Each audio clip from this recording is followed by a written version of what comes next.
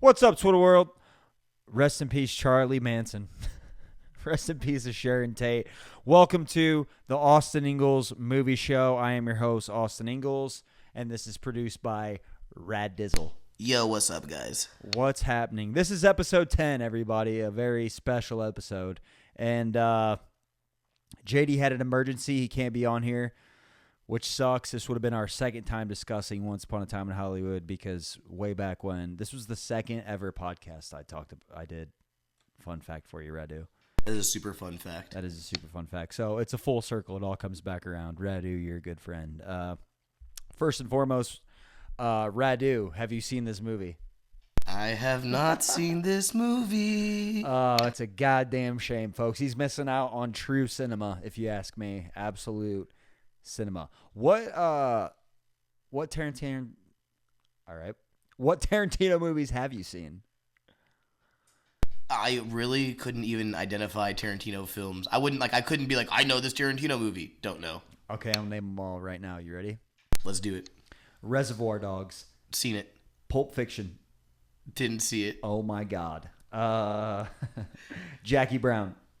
What's that? Yeah, for sure. Kill Bill, Volume 1 and 2. My dad's a big fan of it. I have never seen him. Okay. Death Proof. Sounds lame. That's probably his worst movie, Death Proof. A name like that. Yeah, well, it's not bad. It's literally, the bar is in Austin, Texas. I'm about to go there. I just saw a picture of it. It's like right downtown. I saw a mural of The Shining here on Cesar Chavez earlier. What? When I was driving. There's a mural of the guy's face through the door, like huge on this wall. Where? On Cesar Chavez. We gotta go take a photo with it. Yeah, fuck yeah. Yeah, That's gnarly, yeah. Okay, Death Proof, and then Inglourious Bastards. I think I saw that. It has Jack Black in it. Shut the fuck up. That doesn't have Jack Black in it? That's Tropic Thunder. Huh. No, I haven't seen Inglourious Bastards. Oh my God, that's wild. Anyway, okay, Inglourious Bastards, Django. I didn't watch it because of like all the controversy. For real? Mm-hmm. Oh my God. And it was long. Hateful Eight. No. And then this, Once Upon a Time in Hollywood. 9 films. That's all? Yeah, his plan is to do 10 and then retire. Didn't he do Dirty Harry? No, dude. Are you fucking... That's Clint Eastwood. I'm going to shut up the rest of the podcast, I think. For sure. That's fantastic. That's a perfect start. Little housekeeping up top. He thought... For real. Yeah. Oh my God. I'm almost glad JD wasn't here to hear that. He would have crucified you. That's amazing. Every Thursday and Sunday, Speakeasy at 8 o'clock. And then every Friday, except for this upcoming one, at Crazy Conches. And then May 18th, I'll be at Shakespeare's. And May 25th, I'm at the Velveeta Room, the oldest comedy club in Austin. Well, look at you go, dude. What's up? Nothing flexing. I told you I was going to message some people and fucking pull some strings, so. Yeah, listeners at home, this is your sign to just go do it. Do the thing. Yeah, if you have a dream, go for it. That's perfect advice because this movie is about chasing not really a dream, but chasing perfection, chasing success while following your dreams, actually. Once Upon a Time in Austin. We just did that, folks. Current event joke. Kanye just revealed he sucked his cousin's dick till he was 14. Right? I'm shaking my head for those who can't see me. He also broke his jaw in a car accident. So his first single is less impressive now, if you ask me, Through the Wire. I'm sorry, Radu. I didn't mean to. He's really... I miss the old Kanye. Yeah, he's really the mean Kanye. He's really living out. We'll go back to the Dark Knight in this. He's really living out the live to be a villain, or I don't know what I'm. Either die the hero or live long enough to become the villain. My brain is mush right now. I don't know why. Let me wake the fuck up. Hey, let me quote Batman, the guy who's only seen one Batman movie. At least you got that part right. How the fuck did you nail that? You know, I think I have like a very unique set of skills, and one of those is if it was in a motivational video somewhere, I probably listen to it. Yeah. That is sick. That is sick. My boy loves that shit. Before we begin, what's the latest movie you've seen in theaters? Still nothing? Nothing in theaters. I think you talked about going to go see Sinners. I saw it. You saw Sinners? Yeah. It was Worth that it? night that you and I were talking about it, and you're like, yeah, dude, order the ticket because there was like no seats left. We were talking about it? I feel like we did. I feel like I didn't talk to you about that. No, I don't You're know. talking to other guys, other producers, other podcast producers. No, I'm not. But Sinners was a great movie. It's sitting at 100% on Rotten Tomatoes, and to be realistic, no movie is 100%. So I think they're setting themselves up for failure because I was expecting the greatest movie of all time. It's a great fucking movie. It's phenomenal. But let's not act like it's the greatest movie ever made, let alone the greatest vampire movie ever made. So, Oh, vampires? yeah. Yes, sir. I'll go watch it. You want to see it? Yeah, I'll go see it again. Fun fact about vampires: the whole myth of vampires comes from Romania in Transylvania, from Vladimir the Impaler, the king of Transylvania. I think a lot of people knew that. Yeah, well, guess what? Well, yes, not a lot of people didn't know this. All right, Here listeners. we go. Let's go. So, fun fact about Vladimir the Impaler: his father was Dracul. He is the son of Dracul, so his name is Dracula. His brother, Radu cel mai frumos, which translates to Radu the Handsome. Yeah. Your nickname. Yeah. Radu the Handsome. That's a fun fucking fact. Yeah. Did you go see Nosferatu because you're into that shit then? No, I didn't see Nosferatu. You're not missing anything there either. They're like, oh, it's the best horror movie of 2024. It's not. It wasn't even a horror movie. I wasn't scared one time, I don't think, at all. I don't think it made me jump once. I'm down to see Sinners, and we're always. I'm trying to manifest the Patreon into existence. Maybe with the newer movies that come out, maybe we talk about them on Patreon or something before they get old. Well, that's fine. I just want people to see. People need to go to theaters, okay? Yeah. The fucking showing I went to was last Tuesday at 10 p.m. It was a full theater. I haven't seen anything like this since fucking Avengers Endgame, since before the pandemic. I mean, it was refreshing, but also annoyed me because I'm used to going to a fucking empty theater. And, yeah, dude, I had to smell this dude's hot dog that he was eating next to me, fucking Glizzy Goblin. He was slamming that motherfucker down. But we're not talking about hot dogs. We're talking about 2019's Once Upon a Time in Hollywood, as you know from the title. This is Quentin Tarantino's 9th movie, his love letter to Hollywood, to 1960s Hollywood. Sorry. Where to watch this movie? Hulu. You can watch this on Hulu. A lot of Hulu movies, or you can rent it on Amazon. I have this movie on Blu-ray, of course. Can you tell a difference when you watch a Blu-ray versus a DVD versus a digital version? Yeah.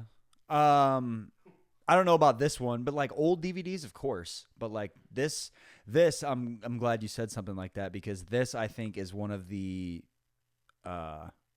best looking movies of all time. Just like as far as the actors in it, the tone, better than Ryan Gosling's Drive?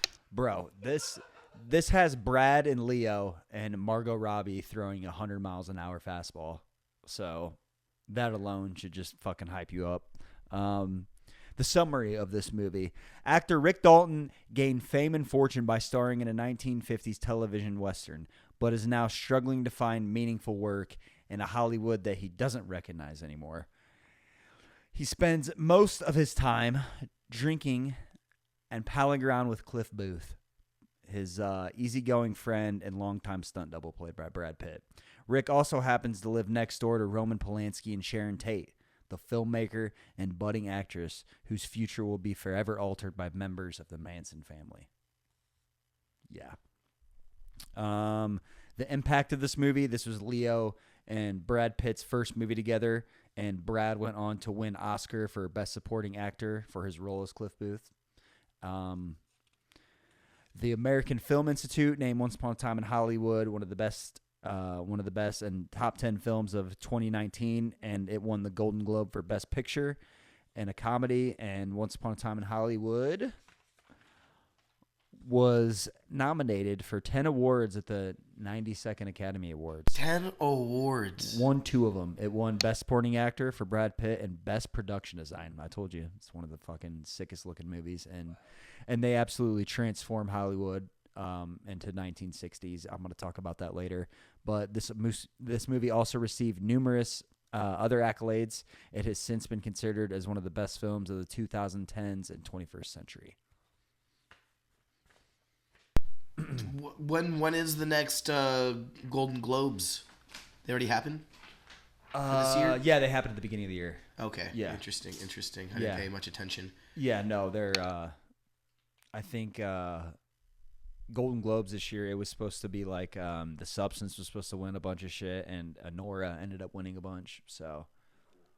I like there's like trophies we give out. I like that we've got society as a whole has decided that like we're all in competition. Yeah. Or This was the year of the Joker. That Joker came out, so like Joker won a lot of the awards everywhere. So, Tarantino has stated that Once Upon a Time in Hollywood is his favorite film of his that he's ever made, his magnum opus, if you will.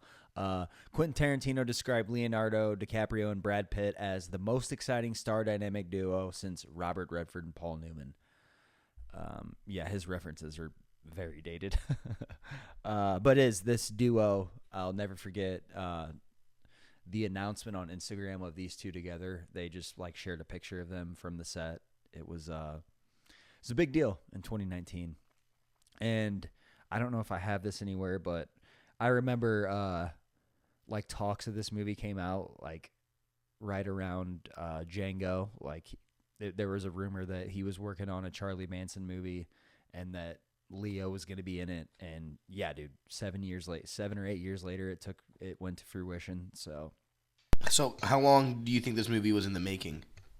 I think that's when he started the script, was like late 2000s, early 2010s. So, and the movie was made in 2019. Crazy to maintain those. Sorry to like talk over you, but no, you're good. Sorry to maintain those like relationships and those actors and like developing the whole thing and take Tarantino that only many years. Famously, he writes his own script and he'll famously only have one copy of the script.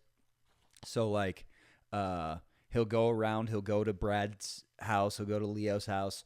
He'll go to Margot's house. I think he actually has them come over to his house, and he shows them the same script. So like Leo, I think I've watched a ton of interviews about this movie. I think Leo said he was the first one to see the script, and Margot was the last one out of the 3. And she said by the time that she saw the script, there was like coffee stains on it and just cool shit like that. Like she said she could tell the script had been lived in, by other actors. So that's just a cool little fact about Tarantino. Imagine having a Tarantino script and putting your coffee on it. The nerve. Right? I think it was Tarantino's coffee that he had like a coffee ring from it. But it is crazy though, man. Only one copy. I'm sure Tarantino has more than one, but like he only physically has one copy. When I first watched this movie, I saw this movie in theaters twice. Yeah. The first time I saw it was with my brother and one of my exes, and another time was with my friend Ben. And before I saw it with Dexter and my ex, Dexter and I had Chipotle, and we were like kind of in a hurry, so we were smoking really fast because the Chipotle was right by the movie theater to meet my ex. And I coughed so much from smoking, I puked a little bit of the Chipotle onto my fucking shirt. Never told my ex about it. I had to change my shirt, but yeah, never told her about it.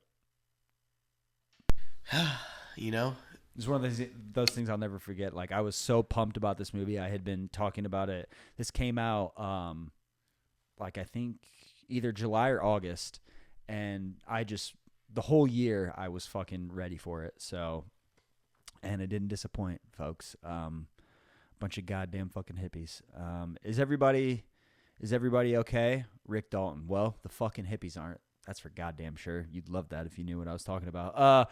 Rotten Tomatoes score. This really riles me up, especially after Sinners got 100%. Rotten Tomatoes score 86, and then the audience is 70. I fucking hate that. Do certain? I feel like it's every time we talk about certain actors that like their haters will always come in and bring those scores down. There's like anti Leo fans Yeah, out there and well, anti. there's definitely anti-Tarantino because he's so controversial and has been since his inception. So that was a Leo shot. See what I did there? Okay. So yeah, do you wish you watched this movie or what? So far, yes. I do wish I watched this movie.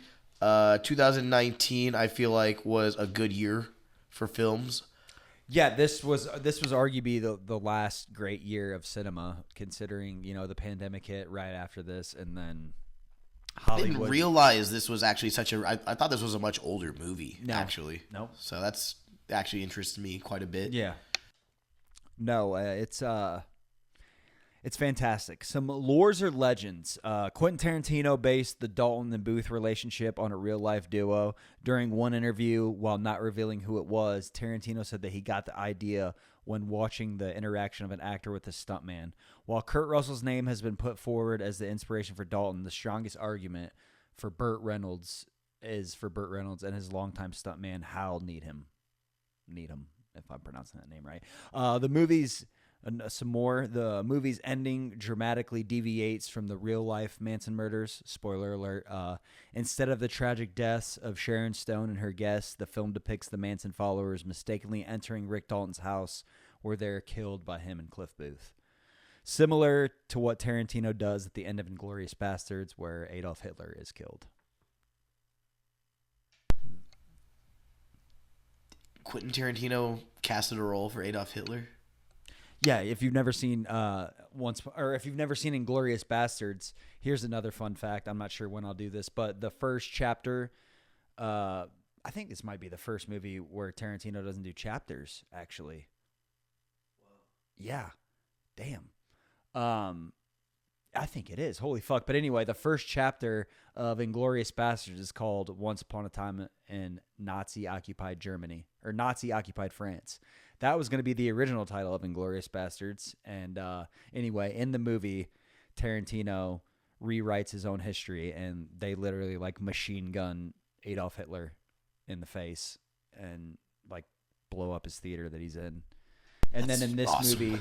in this movie, instead of Sharon Tate being killed by the Manson family, they go into Rick Dalton's house where Cliff Booth, Brad Pitt, is tripping on acid and he kills him. So yeah, it's a great fucking movie, dude. We're gonna talk about the ending later, but right now I'm gonna bring the mood down and talk a little bit about the real life Manson murders. The night of Sharon Tate being meeting her demise.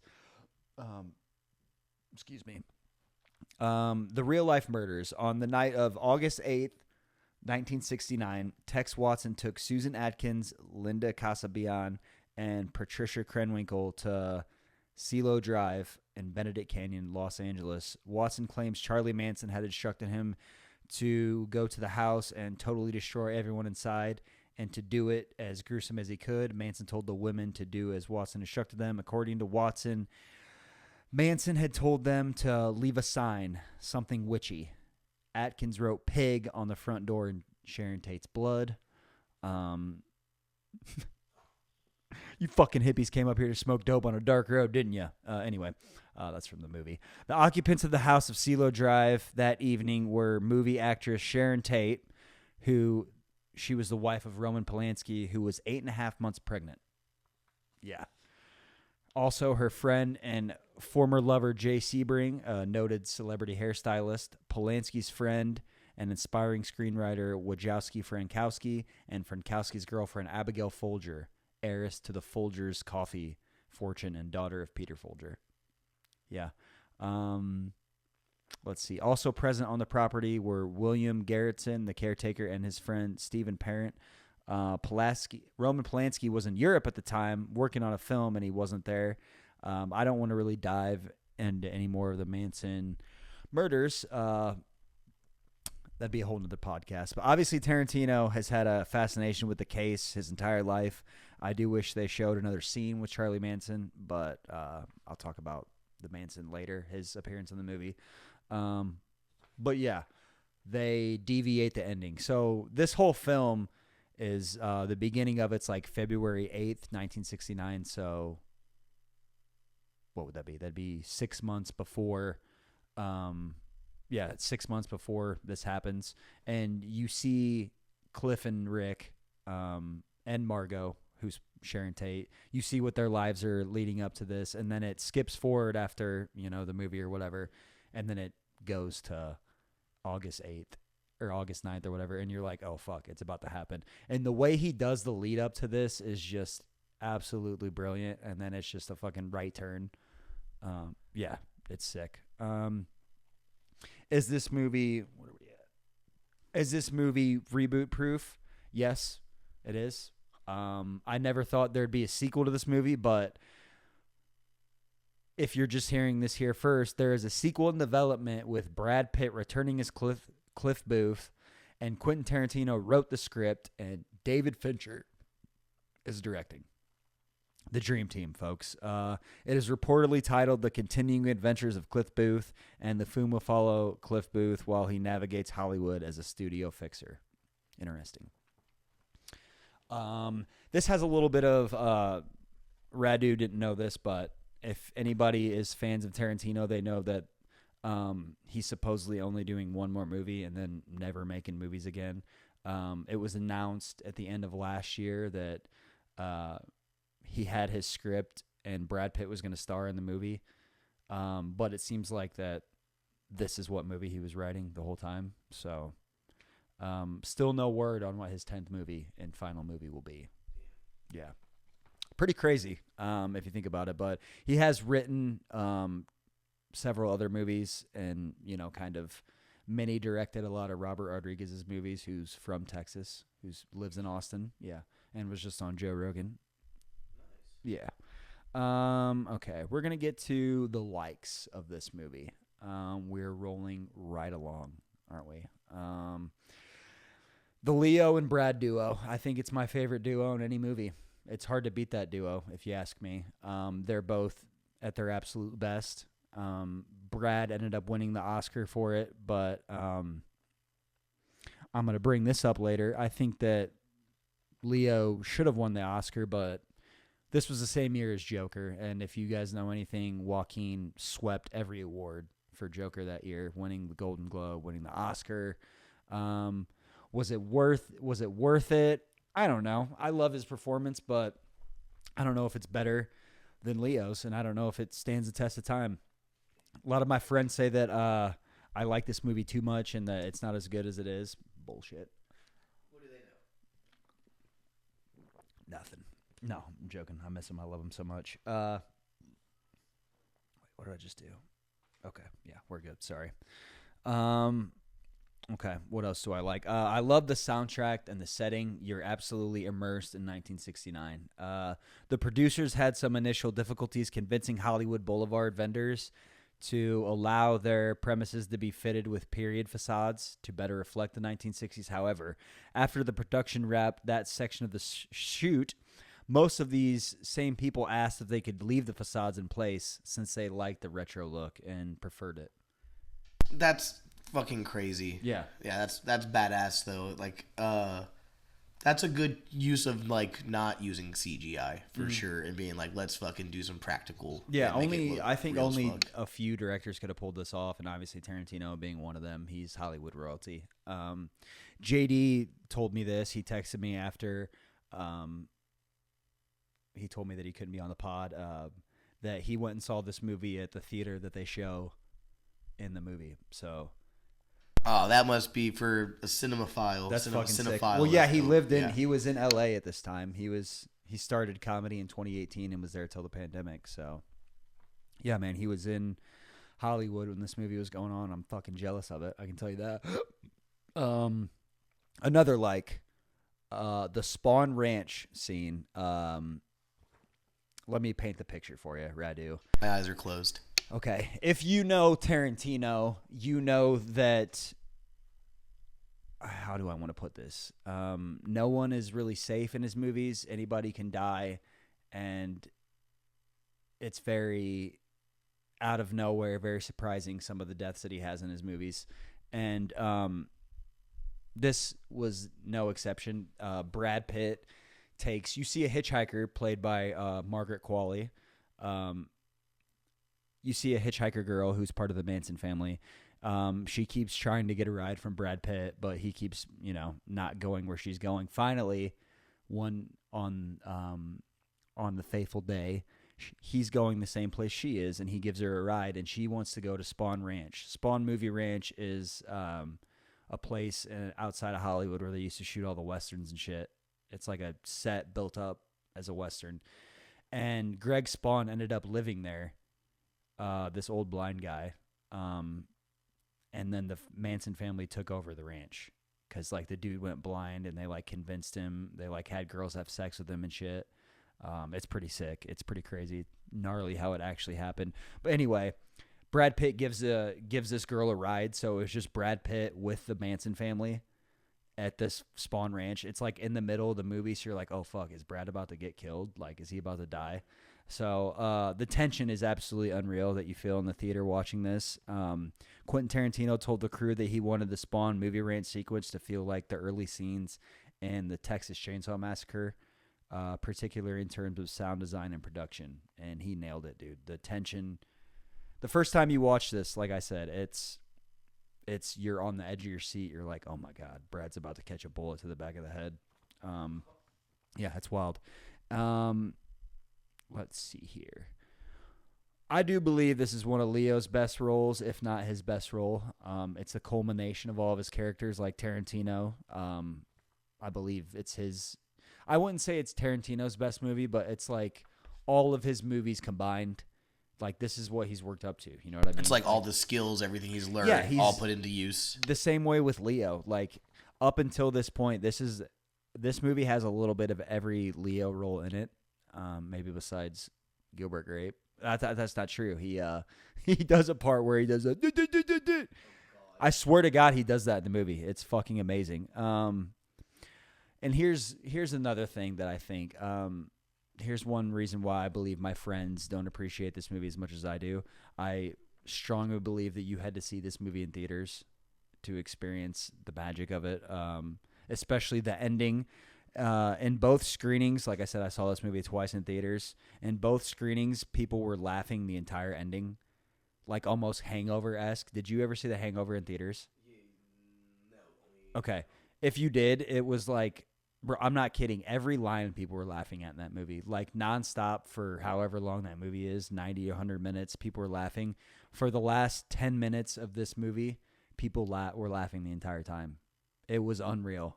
And because it is funny. It's hilarious how because he twists the ending. Like I said, he makes the Manson family get killed instead of them killing Sharon Tate. Like Brad Pitt's tripping on acid and kills a girl by just like bashing her face into shit. Leonardo kills a girl by torching her with a flamethrower. And then like the other guy gets killed. The Tex Watson guy gets killed by Brad Pitt's dog, Pitbull, Brandy. Shout out to Brandy. Yo, what the? Okay, yeah, I definitely need to see this shit. Yeah. It's insane, dude. Yeah. Yeah, it's a special ending. What do you think? I feel like how did this movie like slip out from under my radar? I don't know. I feel like I haven't seen a lot of movies, but this one's kind of still like new. Yeah, it's definitely the newest movie we've done. Probably will be up. Like I said, after 2019, there hasn't been a lot of movies that I really have fallen in love with or obsessed over. So that's sad. Okay, let's get to some dislikes as I'm talking about being sad. I do wish there was a few more Charlie Manson encounters. There's only one scene of him, and it's brief. There is a couple deleted scenes with him in it, but I feel like him interacting with the Manson family would have maybe been a good touch. Or maybe like just Brad Pitt kicking his ass or something one time. Definitely give me more Brad and Leo scenes together. It's absolute magic when they're on the screen together. You can feel it, folks. You're just like, how is this not a 5-hour movie? And I also hate the backlash that was received from the Bruce Lee scene. There's a Bruce Lee flashback that Brad Pitt has where his character, the stuntman, he fights Bruce Lee because they're on the set of the Green Hornet, and yeah, yeah, dude. This whole movie is like like you read on that Chat GBT. It's like a fever dream. It's once upon a time. It's a tale. It's supposed to be dreamlike. And I read somewhere, I watched and I noticed this a couple times. If you ever see like an arrow in the movie, it's always pointing backwards. So like they're going against time, or like, and there's particularly this one scene where Brad Pitt and Leo are leaving Musso and Frank's. It's like the second scene of the movie, and they're driving out of a one-way parking lot and they're going the other way because it's like the opposite of what happened in real life. Just little subtleties like that, man. Interesting. Yeah, things. dude. Who thinks and plans? Tarantino, I guess. Tarantino. That's crazy. He's a madman. Just the fact that he remembered all of this shit from his childhood, and Leo has said that, and other people have claimed this too. I guess Tarantino is one of those guys that has photographic memory. Certain people memorize. I have it in some things, I feel like, but not with like locations and shit. I knew a guy like that in high school. He was a programmer, and he could just look at some code one time and then like replicate it. Yeah. I'm like, what? It's a cheat code. Yeah, I have a buddy who, I guess, shout out to my boy Logan. He loves this movie too. He's like that too. He can look at something and like with studying. I remember in college he would just like cram it all in the night before and then just be fine, just because he saw it one time and it was fresh to him. I'm jealous of people like that. Anyway, we're gonna do 10 facts from IDB because it's our 10th episode. Fact number 10. Shout out to you, dude. Thanks, bro. Shout out to you. We fucking did this. It would have been nice to have JD on, for number, I think it would have been our 3rd episode together, but he says he's going to be on next week. I don't mean to keep doing this to you folks, but I mean, we live 15 hours away. What do you expect? He has a full-time job. So do Radu and I, technically. But we also are on the grind for other shit, so. Oh, I thought you had something to say. Oh, no. You were just agreeing? Okay. My bad. This is very rare for a Quentin Tarantino film, but some scenes contain improvisations, particularly when Leo's character Rick Dalton forgets his lines while filming a Lancer and afterwards rants to himself privately in the trailer. One of the funny, I should have had you look this up. This is easily one of the funniest, like, just little 15-second. He's just spazzing out because he can't remember his lines in a movie, and he's spazzing out in the trailer. Leonardo DiCaprio had a difficult time playing the scene as Dalton rather than as how he would himself, especially since Dalton is supposed to be an actor of limited range, and obviously Leo's like a fucking fantastic actor. So that's the beautiful part of this movie is you can see Leo struggling as Rick. And this is like the first movie where Leo's not fucking cool. He's not like, I mean, he is cool, but he's also a dork and like stutters and shit and like is super insecure. And you just never seen Leo play that. And DiCaprio suggested that Dalton forget his lines mid-scene, ironically, to help him stay in character as Dalton. The subsequent scene in the trailer was also unscripted. So, yeah. Pretty sick. Pretty sick if you know Tarantino, how OCD he is about his writing and everything else for Leo to... That's just the trust, though. This is their second movie together. I'm sure Leo and Brad are going to be in the last movie together, I would hope. But who knows? Is there like a dream plot you would have for like those two? Like you want to see what kind of movie they'd be in or see them in like a certain kind of roles? That's a great question. I don't know. This one's pretty good. Man,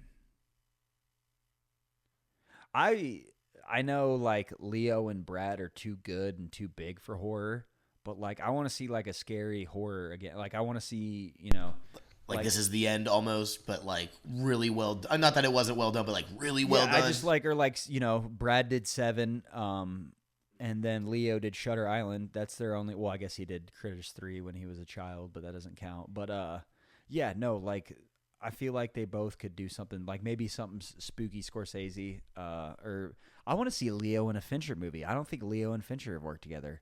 That would be fucking gnarly, actually. Let's put that one on the manifestation board. That's something that needs to happen. Absolutely. Okay. Another one.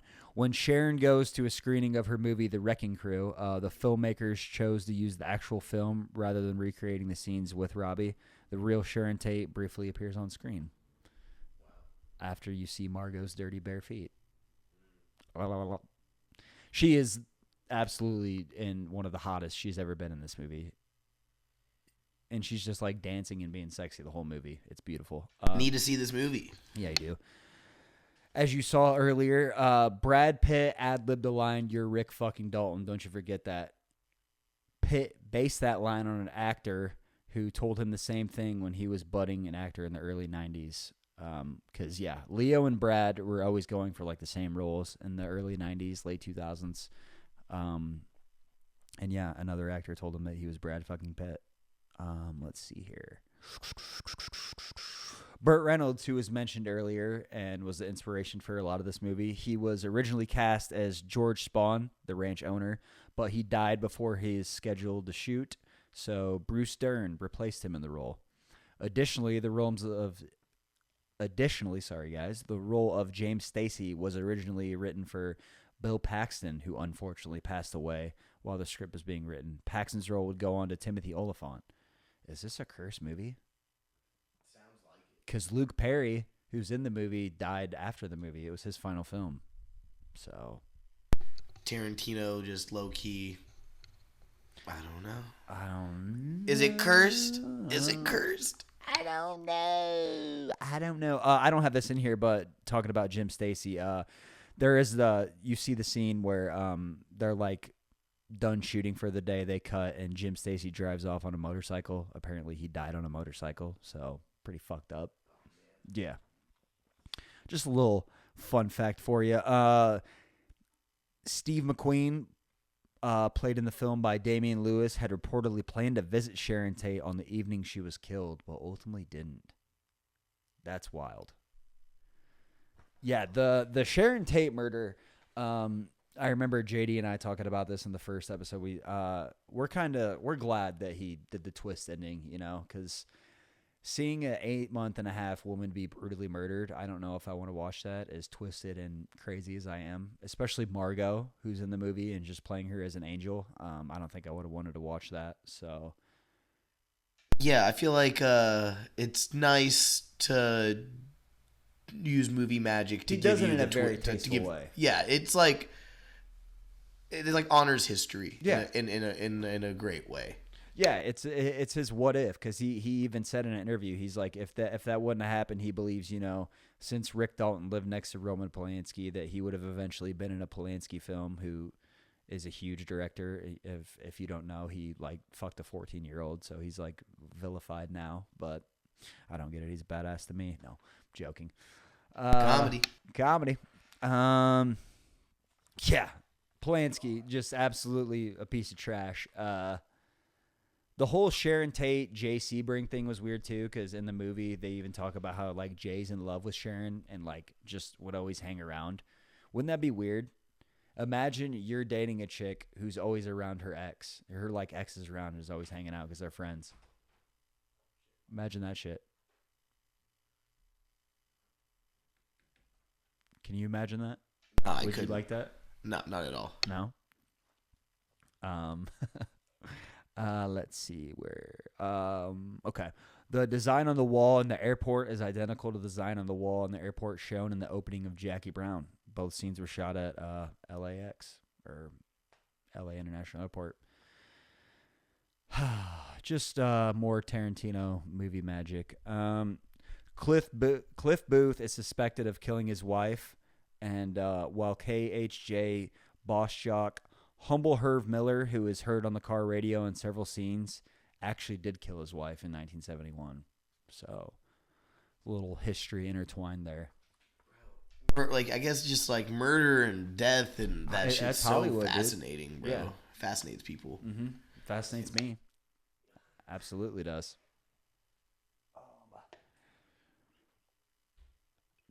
Sorry. You need to get a drink of water. I think I just spilled a little bit. Oh, that's all good, bro. It's just a futon. No, I think I spilled on me. Thanks for noticing the haircut too, by the way, folks. Comment if you like it. Yeah.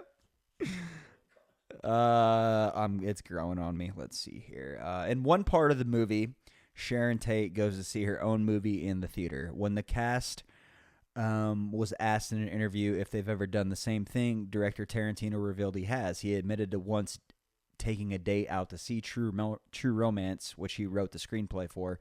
Ironically, Tarantino revealed he has also gone to the Bruin Theater, the same place Sharon goes to in the movie. Well, yeah, I'd assume you went there, Tarantino. You were, yeah. This is cool. Do you like Always Sunny, or have you seen Always Sunny? Do you know what it is? I know what it is. You know, I hate the people. in So that show. do you know Charlie Day? I know Charlie Day. Okay, he was asked to audition for the role of Charles Manson. Really? Interesting. I'm glad he didn't get it. That probably would have took me out of the movie completely. Granted, Yeah, it kind of. he's only in one so, scene. He's so typecasted into being a goofball. Yeah. Which the guy who played Manson looks just like him and also played him in Mindhunter, which was definitely cut too short on Netflix, but supposedly they're working on it again. That's a Fincher production for you. My God. I'm just flying through this. I expected this to be our longest episode, and I for sure think it would have been if JD was on here. I feel like this episode may deserve a part 2 somehow. Eventually. Maybe. I mean, we're definitely gonna do Fight Club, which we did on our past one. I definitely want to do Django again, just because that also could be considered Leo's best role as the villain. What else are we gonna do? Oh yeah, JD and I never did Reservoir Dogs. We did all of Tarantino's movies, starting with this and going backwards when we did the first movie podcast, and we never did Reservoir Dogs. So we'll probably do that. Probably redo Pulp Fiction because we did that episode on mushrooms. It was a good time. Dang. But that's forever lost. Yeah, we had to re-record that. We recorded Pulp Fiction. JD didn't get any of it, I think, or something happened to where we lost the audio. In the same day? No, we ended up filming it later. But yeah, no, it was a nightmare. But that's just history. That's just real life. That's not fiction. Yeah. Near the end of the film, one of the Italian westerns that Rick Dalton stars in is directed by Antonio Margheriti. This is the same name used by one of the Inglourious Bastards in the film of the same name when they're undercover during the plot to blow up the cinema. Incidentally, Antonio Margheriti really was an Italian filmmaker. I didn't know that. I thought that was a made-up name. That is fun. Yeah, dude, I really did. I expected this episode to last longer, but we are absolutely flying through it. Do you have any questions about it? You said you were going to ask some questions. Yeah, so like, I don't know, ChatGPT brought up some interesting things. What's up with Tarantino's foot fetish? His foot fetish? Yeah, that's a thing? I don't know. Oh, that's for sure a thing. In every movie, he has feet in it. Yeah, he loves feet. I think at this point, it's like a budding joke. But yeah, in every movie, he's got an obsession with feet. You gonna look it up? No. There's probably a feet compilation, I'm sure. Oh, I'm sure there's that. I'm not looking that up right now with you in the room. Yeah. No, I mean, I don't have any questions really, but the movie sounds interesting, and I feel like this is one I definitely would watch. It's I think, in my opinion, I'm an idiot, but being from, I was born in '93, so you have to understand my history of film and where the timing of that is. I just think this is a movie lover's movie. Like they say, it's a comedian's comic or whatever. It's your rapper's favorite rapper. This is your This is your favorite director's favorite movie, if you will. Okay, yeah, that's definitely a badge of honor to carry. I would think. I mean, I especially if you, like I said, I think you had to see this movie in theaters to appreciate just the significance, and seeing a movie in theater does significantly. It's an experience. You feel bonded to the people you're with, even though I hate being with a lot of people now in a theater, but that's just the way it goes. I do. It's a juxtaposition because I want theaters to be packed, but I want to be able to see a theater in comfort. So you can't have it all. You want like a luxury theater? I want my own theater. I want my own theater in a house. That's a goal that I'm reaching. Okay, Theater room. a theater room. Nothing too crazy. Nothing. Maybe just as big as this room, but just like a projection wall. All my accoutrements. You know, a You know what's comfortable crazy? couch, some smoking shit. What, you got a projection? He does, folks. Yeah, we have the projector screen over there. And we got a projector screen, so This is the movie room. it could be. Movie here on the big screen. We have a projector here in the corner. Think about all the movies that you're missing out on, Redu. I was thinking we could watch a movie on my old TVs. I have a old school analog TV thing. Do you still have all those TVs out there? Oh yeah, Still got to do a shoot on that. yeah. Big facts, boy. Dude, Okay, so you don't have any more questions. Okay. Is this, what do you got, piss or something? You can go piss. Okay. Is this a cult classic? Neither or both. It might be too early, but I consider it a classic because, like I said earlier, I could watch Leo and Brad for 5 hours. This movie is a 2-hour and 40-minute movie. Doesn't really feel like it. Maybe in only one part. There's a certain part that you could say drags, but I don't even consider that because it's like Leo's coming to moment. Are they going to see it? Go ahead, dude. The only reason to me that this movie didn't win every award was because, like I said earlier, this was the year of the Joker. I also think that Leo should have won over Joaquin. I don't believe that Joaquin had a better performance. Yeah, he lost a bunch of fucking weight. Whatever. All right? He acted like the Joker. You know who else has done that? I've done that twice for Halloween. Okay, Radu? Oh, Radu's jerking off in the corner. Okay. I'll wait to ask this question. That's okay though. We have plenty of time. Brad Pitt has had a lot of great co-stars. You know, George Clooney, Edward Norton, Bruce Willis. But is Leonardo DiCaprio Brad Pitt's greatest dancing mate? What do you think? What do you think? You know, and that's kind of what I was asking earlier. It's like, what role, like, what are the dream roles you would see these guys in? Like I said, this might be one of the best scenarios to put them in. Like I said, it's definitely the best, and I think that even if this obviously is always going to be, if they ever do a movie again, it's always going to be compared to this because it's Tarantino, the totality of it, just the way they nailed it, the execution. I mean, there's a lot of movies that get hyped up year after year, you know, when they come out and they can fail. There's been a lot of movies that have had star-studded casts that have just been pieces of dog shit. Brad has been in a few of those, actually. But, yeah, dude, this... I mean, look, is this his best dancing partner? We looked at the budget earlier and the returns and the box office sales. $90 million invested for the budget. It was a $90 million movie and made $374 million back. Yeah, I would say those are pretty good dance partners. And Brad Pitt has said that he will ride Leo's coattails in every movie. So that alone should tell you that, which he's not riding his coattails. This humble brag, honestly. Yeah, it's a very humble brag. I said earlier, this is probably, in my opinion, this is one of Leo's best roles, if not his best roles. It's one of my favorite roles of his. But it's definitely, the more I watch it, the more I realize it's a Brad Pitt movie. He absolutely destroys it. He won the Oscar, worthy of that. Besides Brad Pitt's role in Fight Club, I think this is his best character. I think Brad Pitt will be known for Tyler Durden and Cliff Booth once he dies. Yes, I have to see this movie because I've never heard anyone refer to him as Cliff Booth. Yeah.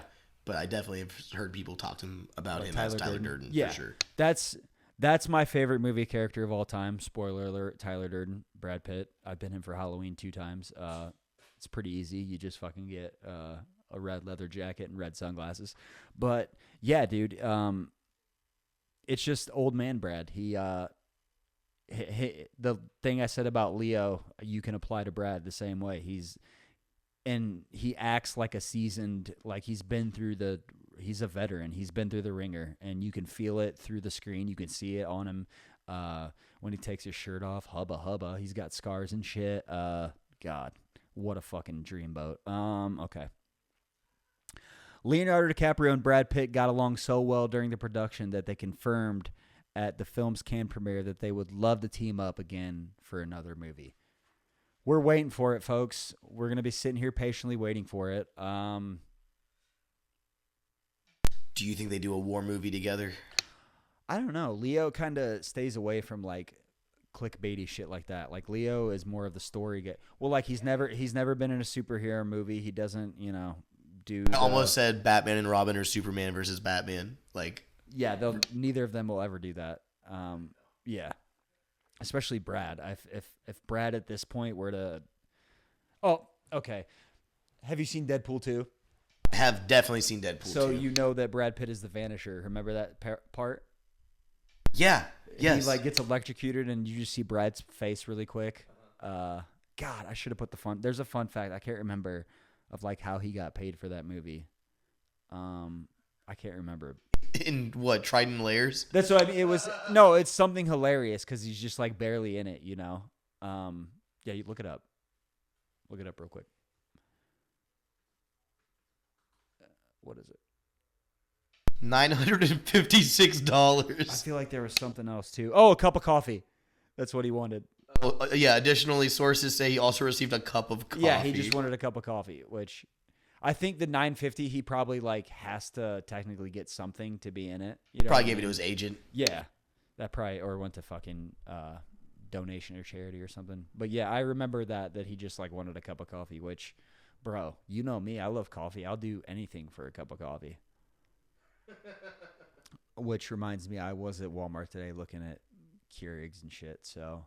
Oh, man, you don't even need any of that. I'm about to hook you up. Might be the next move, cuz my own fucking...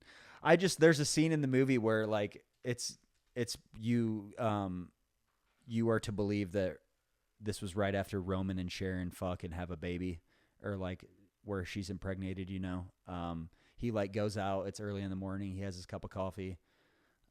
It's Hollywood, the birds are chirping. I mean, my God, it just reminds you of fucking Austin, baby.